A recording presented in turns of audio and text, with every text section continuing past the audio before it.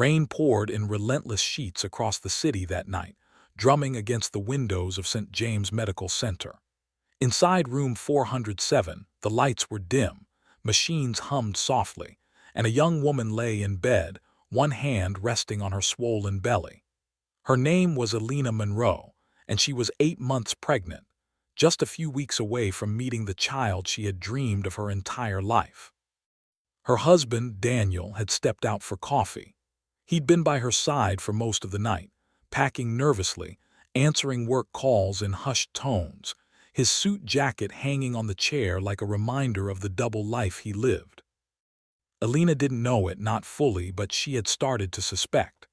The late-night meetings, the missed dinners, the strange perfume lingering on his shirt when he returned home. She had pushed the doubts aside for months, telling herself he was just tired, overworked. But lately, the guilt in his eyes was unmistakable. She ran her hand over her belly and whispered, "It's going to be okay, little one. Mama's here." Down the hall, the elevator doors opened. A woman in a red coat stepped out, heels clicking sharply against the tile floor. Her dark hair was wet, her lipstick smudged, and there was something burning in her eyes, fury, jealousy, heartbreak, all tangled together. Her name was Veronica. For 2 years she had been Daniel's secret, the woman he swore he loved but could never choose. He had promised her everything: divorce papers, a future, a family of their own. But promises have a way of dissolving when they're built on lies. And tonight she had learned the truth: Daniel wasn't leaving his wife. He never would. She had read the message on his phone before he noticed. "Alina, I can't wait to see our baby girl. You're my whole world." Veronica's heart had cracked, her pride shattered. And now, rage was all she had left. She walked through the hospital corridors, her mind replaying every moment she'd been fooled, every lie he'd told. She knew which room was Alina's. She followed him here before, lurking in her car in the parking lot, watching him bring flowers inside. When she reached room 407, she paused, took a deep breath and pushed the door open. Alina looked up, startled. "Oh, hello, can I help you?" Veronica smiled, a sharp, broken smile. "Actually, yes, I think you can." There was something in her tone that made Alina's chest tighten. She tried to sit up, but her belly made movement slow. Do I know you?" Veronica stepped closer, eyes glinting. "You should. I'm the woman your husband's been sleeping with for the last 2 years." The words hit Alina like a physical blow. Her lips parted, but no sound came out. Her mind spun, trying to make sense of what she had just heard. Veronica continued, her voice trembling with fury. "He told me he was going to leave you. He told me you were nothing but a burden, that he stayed with you out of pity because you couldn't handle being alone." Tears welled up in Alina's eyes. She shook her head. "No, that's not true. He wouldn't." "Oh, wouldn't he?" Veronica snarled, stepping closer until she was inches from the bed. "He told me everything about you, how you begged him to stay when he tried to leave, how you got pregnant just to trap him." Alina gasped, clutching her belly protectively. "Stop, please stop." But Veronica's anger had crossed the line of reason. Her hand shot out, grabbing the vase of flowers from the bedside table, and in one violent motion she hurled it against the wall. The glass shattered, the sound echoing through the quiet hospital room. Alina flinched, crying out, "Please, there's a baby." But Veronica wasn't listening. "You don't get to have him," she screamed. "You don't get to play the victim while I rot alone." She lunged forward, grabbing at Alina's hospital gown, shaking her. Nurses shouted from down the hall as the noise drew attention. Alina screamed in terror, the monitors beeping wildly as her heart rate spiked. "Security," a voice shouted outside the room. But before they could get in, Veronica slapped Alina hard across the face. "You ruined my life." And then, for the first time, she saw it, the raw fear, the fragility in Alina's eyes. The pregnant woman wasn't her enemy. She was another victim of Daniel's lies. But it was too late. 2 security guards burst into the room, tackling Veronica to the floor. Elena sobbed uncontrollably, her whole body trembling as the monitors blared. A nurse shouted for a doctor. Her contractions had started.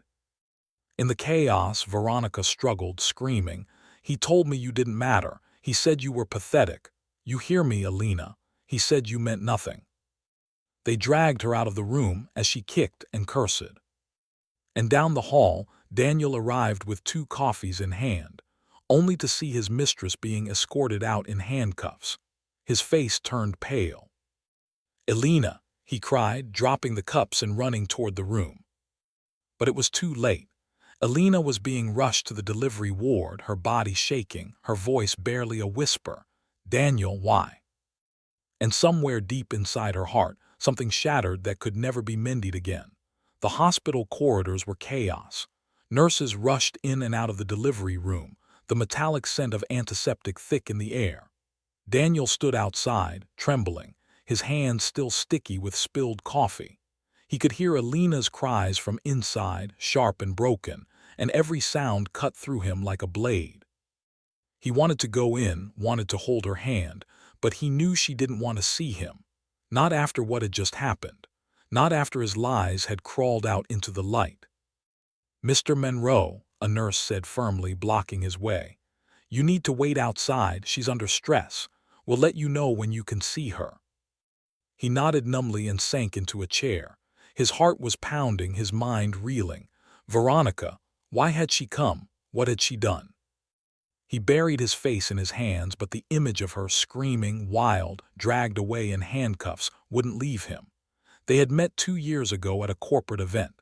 She was fiery, beautiful, full of life. Everything Elena wasn't at the time.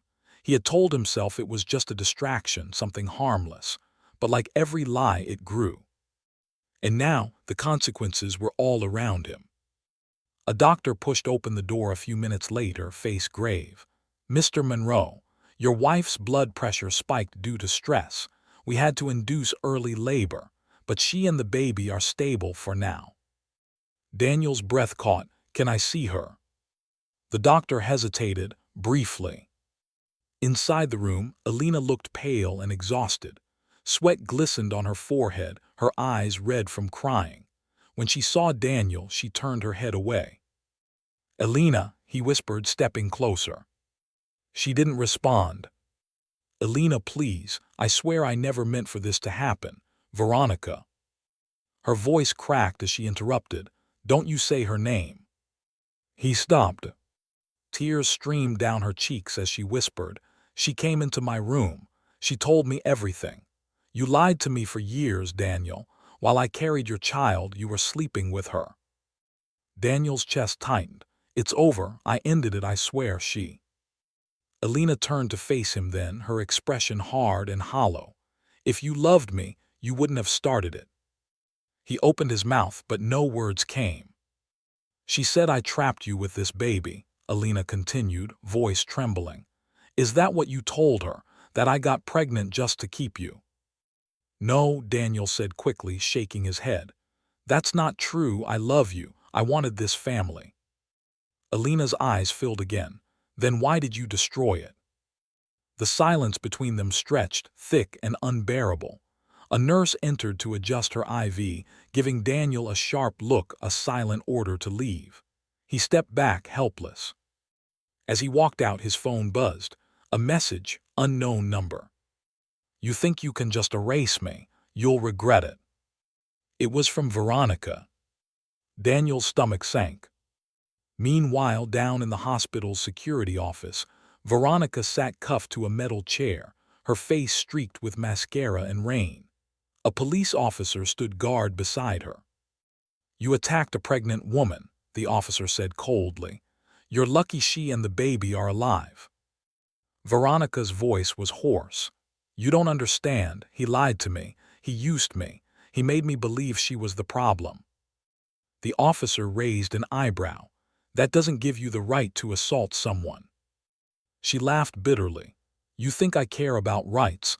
I gave him everything and he threw me away like trash." Before the officer could respond, the door opened. An older man entered, sharp suit, silver hair, cold eyes. He carried authority in the way he moved, in the quiet gravity of his presence. "Detective, I'll take it from here," he said curtly. The officer nodded, surprised. "Sir, she attacked." "I'm aware," the man interrupted. "I'll handle her." The officer hesitated, then left the room. Veronica looked up, confused. "Who are you?" The man studied her for a long moment before pulling out a chair and sitting across from her. His voice was calm, almost gentle. "You've caused quite a scene tonight." She scoffed. "So what? You my lawyer or something?" "Something like that," he said, eyes narrowing slightly. "Tell me, did your mother ever mention me?" She frowned. "What? No, why would she?" "Because," he said quietly, "I'm your father." Veronica froze. For a moment she thought she'd misheard him. "What? What did you say?" He leaned forward, resting his hands on the table. "Your mother and I were together once, a long time ago. She never told me she had a child until recently." Her throat went dry. "You're lying." "I have no reason to," he replied evenly. "I've been looking for you. I wanted to meet you before this, before tonight." Veronica's mind spun. "You're telling me you're my father? Who even are you?" He smiled faintly. "My name is Richard Monroe." Her breath caught. Monroe. Her mind raced back to the man who had ruined her, Daniel Monroe. The man she had just attacked's husband. She stared at Richard, her voice barely a whisper. "Monroe, Daniel, he." Richard nodded grimly. "My son." The color drained from her face. "No," she breathed, shaking her head violently. "No, that can't be true." "I'm afraid it is," he said softly. "Which means the man you were with is your half-brother." Veronica's hands trembled violently. The room seemed to tilt, the air thinning. "No, oh God, no." Richard reached out as she buried her face in her hands, sobbing uncontrollably. Outside the room, the police officers exchanged uncertain looks as they heard her screams. In the maternity ward above, Alina held her newborn baby girl for the first time, tears streaming down her cheeks, not just of joy but grief. And Daniel stood by the window, staring into the storm, unaware of the truth about the woman who had nearly destroyed his family and the blood that tied them together. The sun rose slowly over the city, its light cutting through the heavy clouds that had gathered during the night. St. James Medical Center looked almost peaceful from the outside, a false calm after a night of chaos. Inside, though, emotions still swirled like the remnants of a storm. Alina sat in her hospital bed, cradling her baby girl. The child's tiny fingers curled around her mother's thumb, her breath soft and steady. The nurses had said the baby was strong, that despite the early delivery, she would be just fine. Alina smiled faintly, brushing a tear from her cheek. "You're my miracle," she whispered. "My little Grace." It was the name she'd chosen months ago, a name Daniel had loved, or at least pretended to. She didn't know any more what had been real between them. The lies had twisted everything. There was a soft knock on the door. Daniel stepped in, holding a small bouquet of white lilies. His suit was wrinkled, his eyes bloodshot from a sleepless night. Alina didn't look up. He hesitated near the doorway, then spoke quietly. "She's beautiful, Alina." "Yes," Alina said flatly, still looking at her daughter. "She is." "I'm sorry," Daniel murmured. The words hung in the air, thin and fragile. Alina looked up finally, her expression weary. "Sorry doesn't change what you did. It doesn't undo the nights you spent with her while I was here planning our baby's room. It doesn't erase the pain." He swallowed hard. "I know I was stupid, I thought. I thought I could handle both worlds, that I could keep everything from falling apart, but I ended up destroying everything." Alina let out a hollow laugh. "You destroyed me, Daniel." He flinched. "Please, let me fix this. Let me make it right." "You can't," she said softly. "You already made your choices." Before Daniel could speak again, the door opened abruptly. A man in a gray suit entered, tall and imposing, Richard Monroe, Daniel's father. Behind him, 2 police officers followed. Daniel frowned. "Dad, what are you doing here?" Richard's expression was unreadable. "We need to talk, all of us." Elena straightened, clutching her baby protectively. "What's going on?" Richard took a deep breath. "Daniel, Veronica was arrested last night. She's in custody." Daniel nodded, guilt heavy in his voice. "I know, she attacked Elena, but please, Dad, don't make it worse for her. She's unstable." Richard's jaw tightened. "You have no idea." Elena looked between them, confused. "What are you talking about?" Richard turned to her. "Mrs. Monroe, there's something you both deserve to know." He looked at Daniel then, his voice low and deliberate. "Veronica is your half-sister." The room went silent. Daniel stared at him, frozen. "What did you just say?" "She's my daughter," Richard said quietly, "from a relationship I had before I met your mother. I didn't know she existed until recently. Her mother reached out to me 2 months ago, told me she had a grown daughter. I was trying to find her." Daniel stepped back as if struck. "You're telling me the woman I've been with was my sister?" Richard's voice cracked.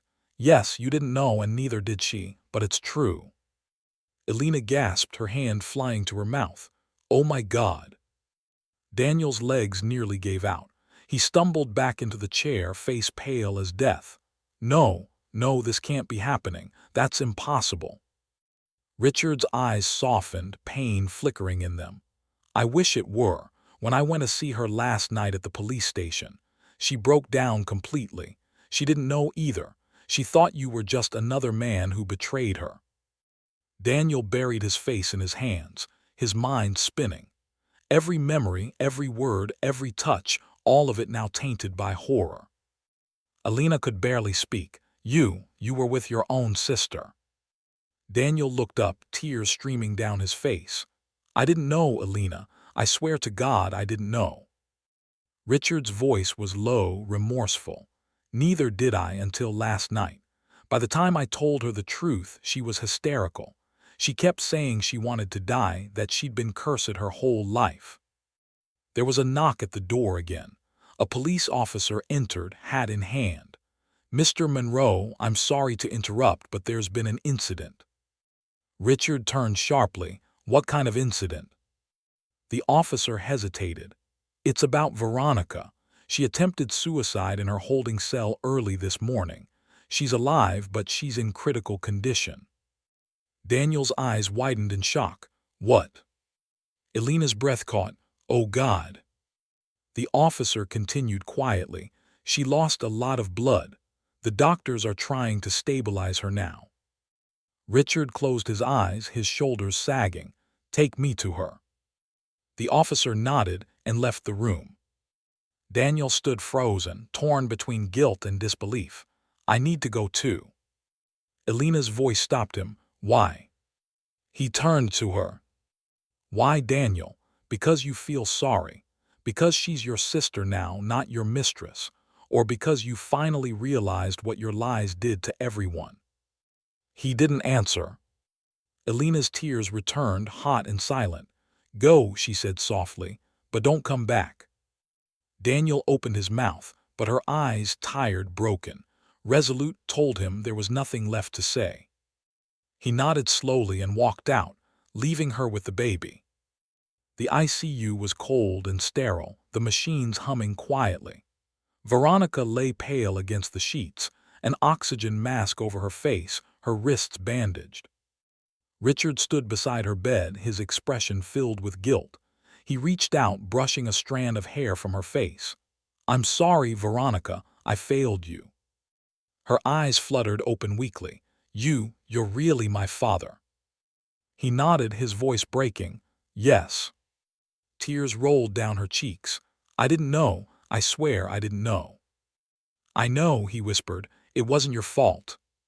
She turned her head slightly. "Daniel, does he know?" "Yes." Her lips trembled. "He hates me now." "No," Richard said softly. "He doesn't. He's in pain. We all are." She began to cry, her voice barely audible. "I ruined everything." Richard leaned closer. You didn't ruin anything. The lies did. My mistakes did. For a moment she just stared at him, at the father she had never known, and then she whispered, I don't want to die. You won't, he promised, squeezing her hand. You'll get through this. I'll make sure of it. Outside the ICU, Daniel watched through the glass, numb. His whole world had collapsed in one night: his marriage, his reputation, his sense of self. Everything he thought he knew about love and loyalty had been twisted into something dark and tragic. When Richard stepped out, Daniel whispered, Will she make it? She's weak, his father said, but she's fighting. Daniel nodded slowly. She deserves a chance. Richard studied his son. And what about you? Daniel's voice was hollow. I don't know who I am anymore. Richard put a hand on his shoulder. Then start by being the man your daughter can look up to. You can't change what happened, but you can decide what happens next. Daniel looked up, eyes full of regret. Elena won't forgive me. Then forgive yourself first, Richard said quietly. That's the only way forward. 2 months later, winter settled over the city. The air was cold, crisp, and clean, as if the world itself had pressed reset. Elena walked through the park, her baby bundled in a soft pink blanket. Grace cooed softly, reaching for the falling snowflakes. Elena smiled sadly. The pain hadn't disappeared, but it had dulled. She moved into her sister's apartment, started therapy, and focused on being a mother. She had filed for separation. She hadn't seen Daniel since the hospital, but sometimes at night she still thought of him, not with anger but with a sorrowful understanding. They had both been victims of the same deception. She paused on a bench, watching the snow settle on the trees. Then she heard a voice behind her. Elena. She turned. Daniel stood a few feet away, hands in his pockets, looking older, quieter. She didn't speak. He nodded toward the stroller. She's beautiful. Elena looked down at the baby. She looks like you. He smiled faintly. I've been clean. No drinking, no running away, just trying to make peace with everything. Elena studied him for a long moment. He looked sincere, broken, but changed. I'm not ready to forgive you, she said softly, but I hope you find forgiveness somewhere. He nodded. That's enough for me. They stood there in silence, the snow falling gently between them, not as lovers, not even as husband and wife, but as two people connected forever by a child and a story too painful to forget. As Daniel turned to leave, he stopped and said quietly, Veronica's in rehab now. She's recovering. Elena's eyes softened. Good, maybe she'll get her life back. She's trying, Daniel said, and I'm helping her as a brother. Elena smiled faintly, tears glimmering in her eyes. That's all she ever needed, someone to care, without conditions. He nodded. Goodbye, Elena. Goodbye, Daniel. As he walked away, Elena looked up at the sky, pale, gray, and endless, and whispered to her daughter, You'll grow up knowing the truth, but you'll also know that even from pain, something good can bloom. The wind carried her words away as snowflakes danced through the air, soft and silent. And for the first time in a long while, peace settled in her heart.